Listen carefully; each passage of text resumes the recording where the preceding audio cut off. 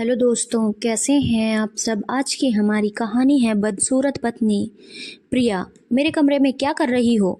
चाय रख और निकल कमरे से। सुबह सुबह अपनी शक्ल न दिखाया कर। प्रिया छोटी, वहीं नीतू बड़ी बहन थी। एक भाई भी था जो प्रिया से बड़ा था। नीतू जहाँ दिखने में सुंदर, वहीं प्रिया कुछ खास नहीं। नीतू के सामने तो उसे कुरूप ही कहा जाता। नीतू को इसका बहुत घमंड था। वह भी अपने सामने प्रिया को कुछ नहीं समझती। माता पिता को भी प्रिया से कुछ खास लगाव नहीं था। 10वीं के बाद उसकी पढ़ाई छुड़वाकर घर के काम सिखाने पर ध्यान दिया जाने लगा। उनका मानना था कि इसकी पढ़ाई पर खर्चा क्यों किया जाए, इससे अच्छा दहेज के लिए पैसे जोड़े जाएं, क्योंकि वो तो सुंदर नहीं है। नीतू को ग्रेजुएशन पूरा करते ही उसकी शादी रोहित से हो गई। रोहित पढ़ा लिखा, बाका नौजवान था। वक्त अपनी गति से चल रहा था। नीतू की शादी को 7 साल होने को आए, पर वह अभी तक मां नहीं बन पाई। डॉक्टर को दिखाया तो कमी नीतू में ही निकली। अब उसके ससुराल वाले भी रोहित की दूसरी शादी के बारे में बात करने लगे। अपना घर बचाने के लिए नीतू के दिमाग में विचार आया कि प्रिया की शादी रोहित से करवा दे।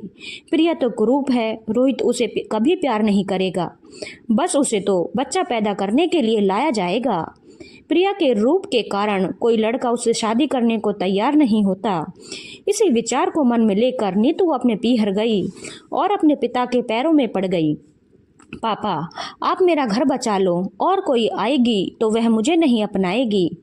आप प्रिया की शादी रोहित जी से करवा दीजिए। लेकिन तुम ये क्या कह रही हो? रोहित जी तो प्रिया के जीजा जी हैं और उम्र में उससे 12 साल बड़े भी हैं। तो क्या हो गया? वैसे भी उसकी शादी तो हो ही नहीं रही। कम से कम आपकी चिंता भी मिटेगी और मेरी जिंदगी बर्बाद होने से बच जाएगी। उसने इस कदर रोना धोना मचाया कि उसके पिता इस रिश्ते के लिए राजी हो गए। सबके पास इस रिश्ते को मानने की कोई ना कोई वजह थी, केवल प्रिया को छोड़कर। प्रिया की शादी उसके जीजा के साथ कर दी गई और वह अपने ससुराल आ गई। रात को जब रोहित कमरे में आया तो बिस्तर पर दूसरी तरफ मुंह करके सो गया। उसने एक बार भी प्रिया की तरफ देखा तक नहीं। प्रिया दिन भर घर के काम करती, नीतू के लिए तो वह नौकर भर थी। प्रिया को जली कटी सुनाना, उसकी शकल सूरत पर ताने कसना, यही अब उसका दिनचर्या थी। पर प्रिया अपनी आदत अनुसार नीतू को जवाब न देकर चुप रहती। 1-2 बार रोहित ने नीतू को उसके व्यवहार के लिए टोका तो उसने प्रिया से झगड़ा कर लिया कि मेरे पति को मुझसे छीनना चाहती है। जितना वह प्रिया को दुत्कारती, उतना ही रोहित प्रिया के करीब आने लगा। अब उसे प्रिया कुरूप न लगती, नीतू पर सौतिया डहा हावी हो चुका था। आज जब रोहित ने नाश्ते के लिए प्रिया को आवाज़ दी तो नीतू बर्दाश्त ना कर पाई और उसने गर्म सब्जी की कटोरी प्रिया के ऊपर फेंकने के लिए उठाई ही थी कि रोहित ने उसका हाथ पकड़ लिया। तुम भूलो मत कि वह भी मेरी पत्नी है।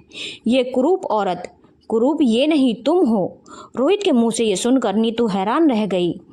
कुछ ही दिनों में रोहित ने अपना तबादला दूसरे शहर करवा लिया और प्रिया को लेकर वहां चला गया। आज प्रिया का अपना परिवार है।